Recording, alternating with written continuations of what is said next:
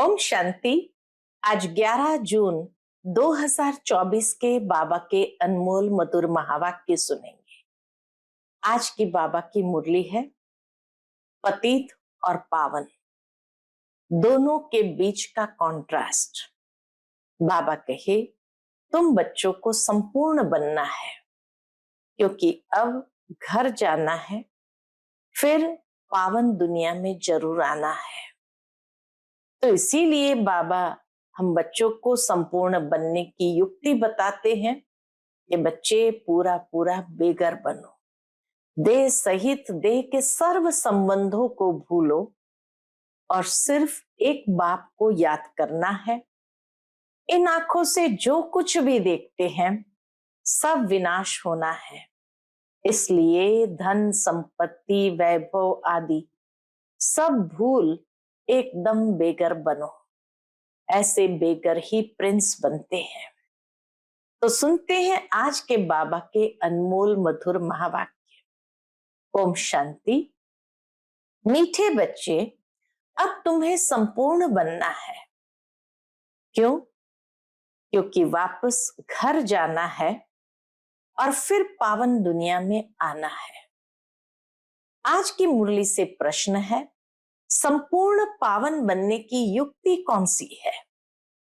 उत्तर, संपूर्ण पावन बनना है तो पूरा बेघर बनो, देह सहित सब संबंधों को भूलो और मुझे याद करो, तब पावन बनेंगे। अब तुम इन आंखों से जो कुछ देखते हो यह सब विनाश होना है, इसलिए धन संपत्ति वैभव आदि सब भूल बेघर बनो। ऐसे बेघर ही प्रिंस बनते हैं। ओम शांति। मीठे मीठे रूहानी बच्चों प्रति रूहानी बाप समझा रहे हैं। बच्चे यह तो अच्छी रीति समझते हैं कि शुरू में आत्माएं सब पवित्र रहती है, हम ही पावन थे। पतित और पावन, पतित और पावन ये आत्मा के लिए ही कहा जाता है। आत्मा पावन है तो सुख है। बुद्धि में आता है कि हम पावन बनेंगे तो पावन दुनिया के मालिक बनेंगे। इसके लिए ही पुरुषार्थ करते हैं। 5000 वर्ष पहले पावन दुनिया थी, उसमें आधा कल्प तुम पावन थे, बाकी रहा आधा कल्प।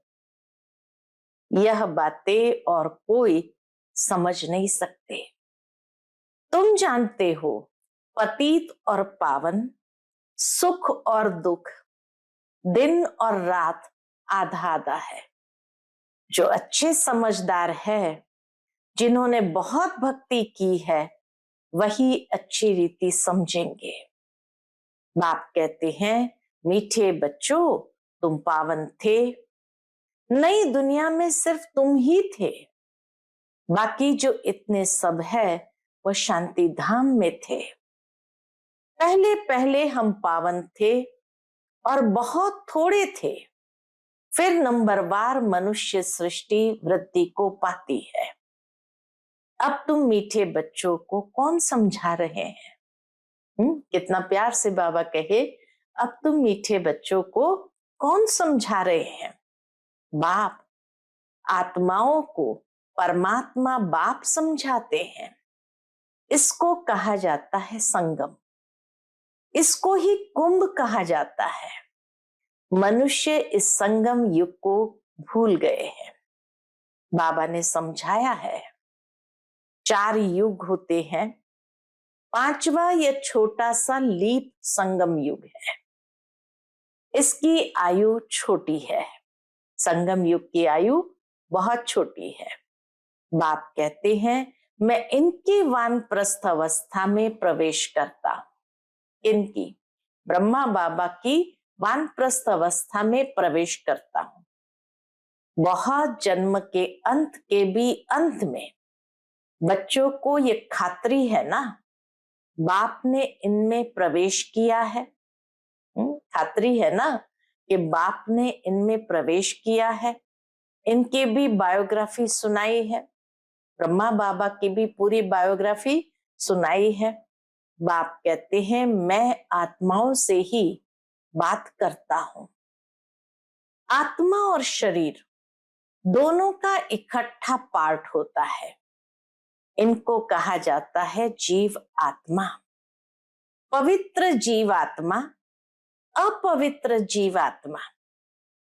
तुम बच्चों की बुद्धि में है इस सतयुग में बहुत थोड़े देवी देवता होते हैं, फिर अपने लिए भी कहेंगे सतयुग में तो बहुत थोड़े होते हैं, फिर अपने लिए भी कहेंगे हम जीव आत्मा जो सतयुग में पावन थी वह फिर 84 जन्मों के बाद पतित बने हैं।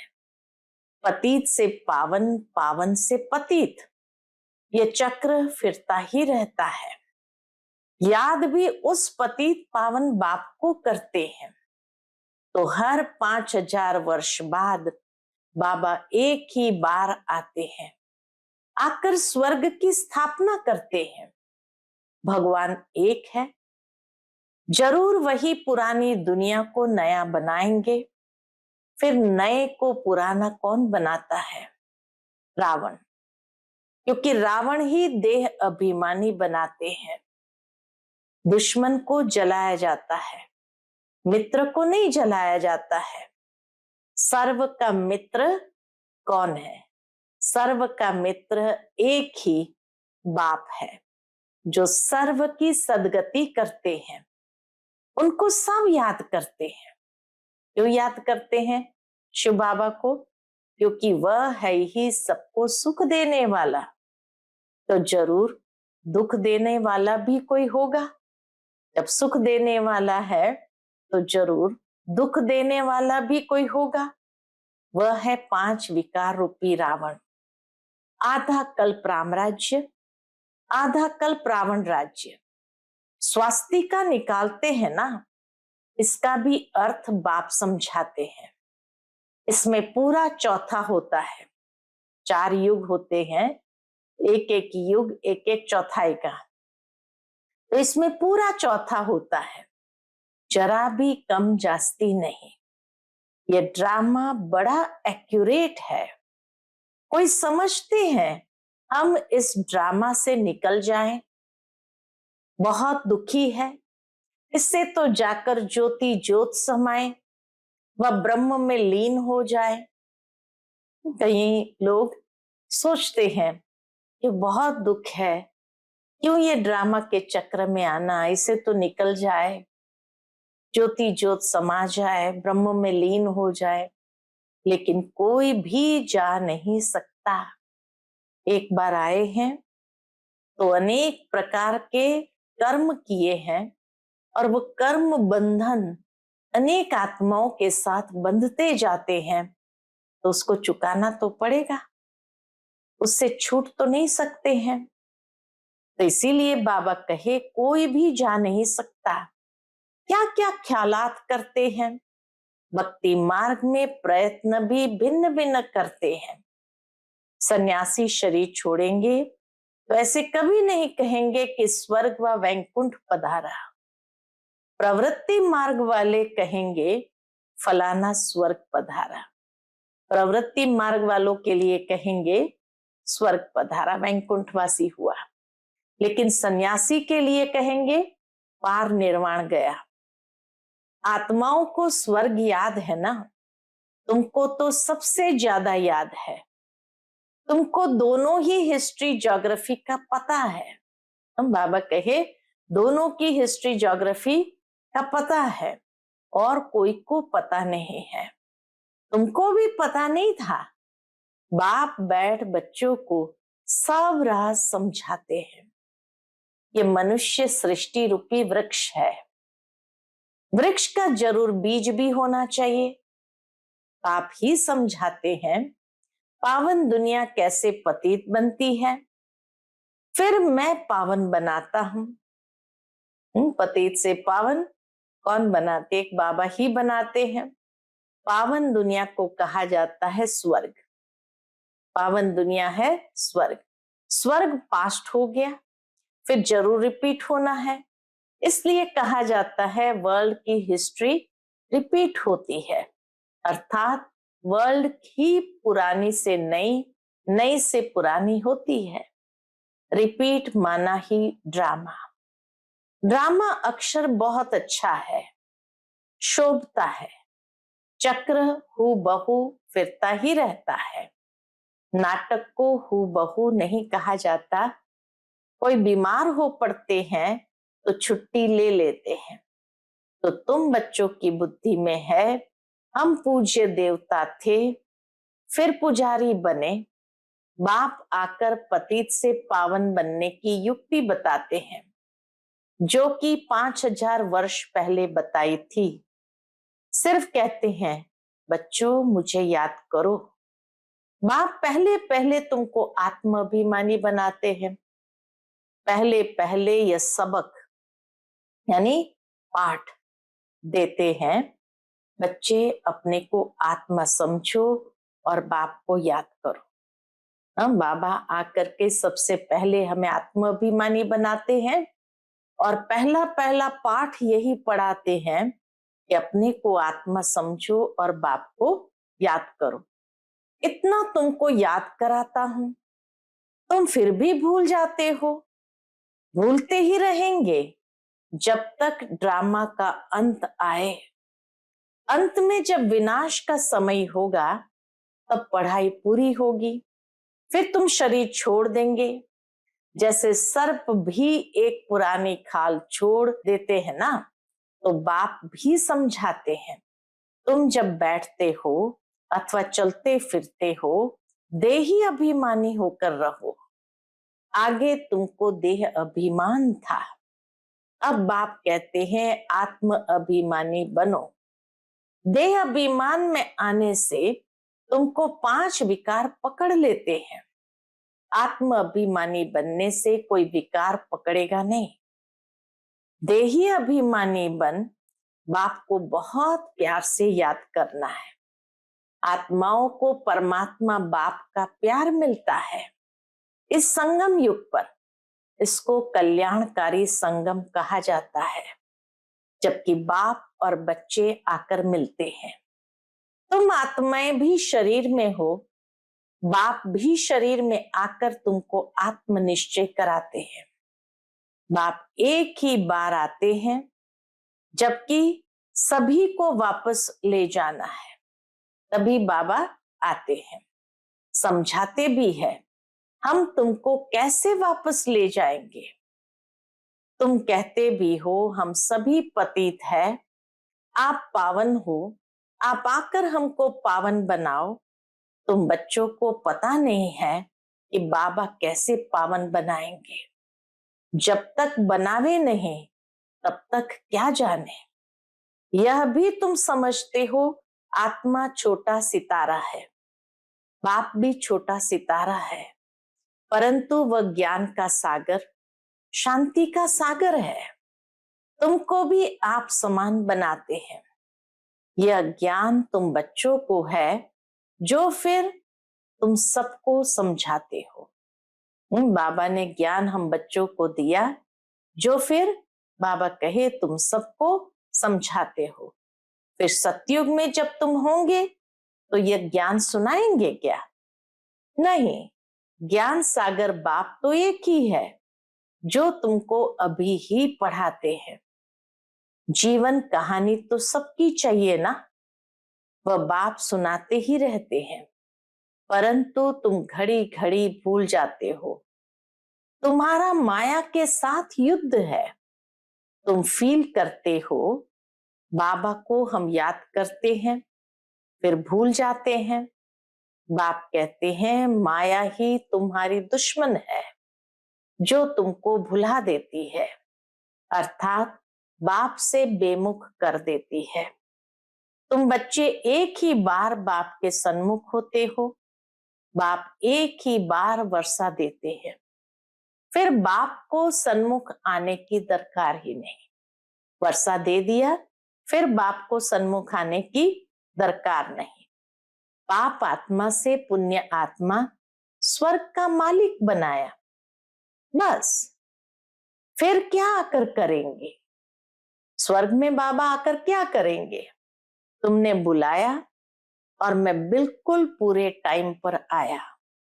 हर 5000 वर्ष बाद मैं अपने समय पर आता हूं। ये किसको भी पता नहीं है। शिवरात्रि क्यों मनाते हैं, उसने क्या किया, इसको भी पता नहीं है। इसलिए शिवरात्रि की हॉलीडे आदि कुछ नहीं करते। और सबकी हॉलीडे करते हैं, लेकिन शिव बाबा आते हैं, इतना पाठ बजाते हैं, उनका कोई को भी पता नहीं पड़ता, अर्थ ही नहीं जानते। भारत में कितना अज्ञान है। तुम बच्चे जानते हो, क्या जानते हो कि शिव बाबा ही ऊंचते ऊंच है, तो जरूर मनुष्य को ऊंचते ऊंच बनाएंगे। बाप कहते हैं मैंने इनको ज्ञान दिया, योग सिखाया, फिर वह नर से नारायण बना। उन्होंने यह नॉलेज सुनी है। यह ज्ञान तुम्हारे लिए ही है और किसके लिए शोभता नहीं। तुमको फिर से बनना है और कोई नहीं बनते। यह है नर से नारायण बनने की कथा। जिन्होंने और धर्म स्थापन किए, सब पुनर्जन्म लेते लेते तमो प्रधान बने हैं। फिर उन सबको सतो प्रधान बनना है। उस पद के अनुसार फिर रिपीट करना है। ऊंच पाठधारी बनने के लिए तुम कितना पुरुषार्थ कर रहे हो? कौन पुरुषार्थ करा रहा है? बाबा। तुम ऊंच बन जाते हो, फिर कभी याद भी नहीं करते हो। स्वर्ग में थोड़ी याद करेंगे। ऊंचते ऊंच बाप है, फिर बनाते भी ऊंच है। नारायण से पहले तो श्री कृष्ण है।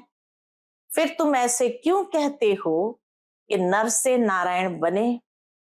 क्यों नहीं कहते हो नर से कृष्ण बने?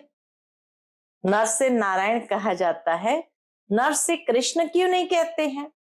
पहले नारायण थोड़ी बनेंगे, पहले तो प्रिंस श्री कृष्ण बनेंगे ना। बच्चा तो फूल होता है, वह तो फिर भी युगल बन जाते हैं। महिमा ब्रह्मचारी की होती है। छोटे बच्चे को सतो प्रधान कहा जाता है।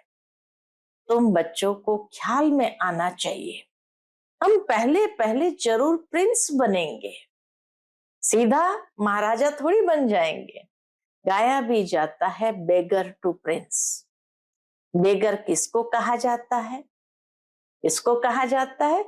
आत्मा को ही शरीर के साथ बेगर व शाहूकार कहते हैं। इस समय तुम जानते हो सभी बेगर्स बन जाते हैं, सब खत्म हो जाते हैं।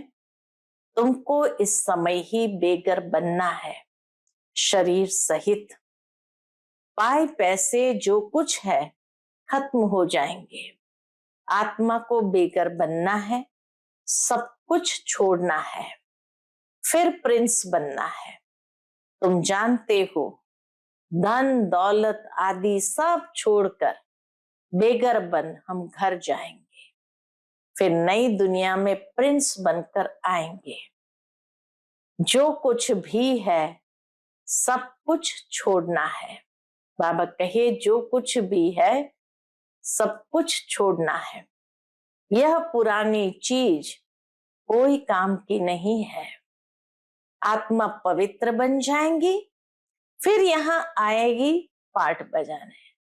जैसे ही आत्मा पवित्र बन जाएंगी, यहां से जाएंगी और फिर आएंगे नया पाठ बजाने। कल्प पहले मिसल। जितना जितना तुम धारणा करेंगे उतना उच्च पद मिलेगा। बल इस समय किसी के पास 5 करोड़ है, सब खत्म हो जाएंगे।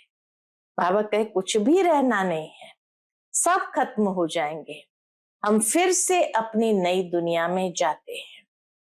यहां तुम आए हो नई दुनिया में जाने के लिए, और कोई सत्संग नहीं जिसमें कोई समझे कि हम नई दुनिया के लिए पढ़ रहे हैं। तुम बच्चों की बुद्धि में है, बाबा हमको पहले क्या बनाते हैं? बाबा हमको पहले बेगर बनाकर फिर प्रिंस बनाते हैं। देह के सब संबंध छोड़े तो बेगर ठहराना कुछ भी है नहीं। अभी भारत में कुछ भी नहीं है। भारत अभी बेगर इंसॉल्वेंट है, फिर सॉल्वेंट होगा। कौन बनते हैं? आत्मा शरीर द्वारा बनती है। अभी राजा रानी भी है नहीं। अभी सारी दुनिया में देखो तो कहां पर भी राजा रानी का राज्य नहीं है, वह भी इंसॉल्वेंट है। राजा रानी का ताज भी नहीं है, न वह ताज है न रतन जड़ित ताज है, न पवित्रता का ताज है न रतन जड़ित ताज है। अंधेरी नगरी है, सर्वव्यापी कह देते हैं। गोया सब में भगवान है, सब एक समान है। कुत्ते बिल्ली सब में है, इसको कहा जाता है अंधेरी नगरी। तुम ब्राह्मणों की रात थी, अब समझते हो ज्ञान दिन आ रहा है। सतयुग में सभी जागती ज्योत है, अभी दीवा बिल्कुल डल हो गया है। भारत में ही दीवा जगाने की रस्म है, और कोई थोड़ी दीवा जगाते हैं। तुम्हारी ज्योति उझाई हुई है। सतो प्रधान विश्व के मालिक थे, वह ताकत कम होते होते अभी कुछ ताकत ही नहीं रही है। फिर बाप आए हैं तुमको ताकत देने। बैटरी भरती है। आत्मा को परमात्मा बाप की याद रहने से बैटरी भरती है। आत्मा को परमात्मा बाप की याद रहने से फिर बैटरी भरती है। अच्छा, मीठे मीठे सिक्की लदे बच्चों प्रति माता पिता बाप दादा का याद प्यार और गुड मॉर्निंग। रूहानी बाप की रूहानी बच्चों को नमस्ते। हम सभी रूहानी बच्चों की रूहानी माता पिता बाप दादा को याद प्यार गुड मॉर्निंग और नमस्ते नमस्ते। शुक्रिया बाबा, शुक्रिया। आज की मुरली से धारणा के लिए मुख्य सार है। पहली पॉइंट, अब नाटक पूरा हो रहा है, हमें वापस जाना है। इसलिए आत्मा को बाप की याद से सतो प्रधान पावन जरूर बनाना है। बाप समान ज्ञान का सागर, शांति का सागर अभी ही बनना है। दूसरी पॉइंट, इस देह से भी पूरा बेगर बनने के लिए क्या करना पड़ेगा? इस देह से भी पूरा बेगर बनने के लिए बुद्धि में रहे कि इन आंखों से जो कुछ भी देखते हैं वह सब खत्म हो जाना है। हमें बेगर से प्रिंस बनना है।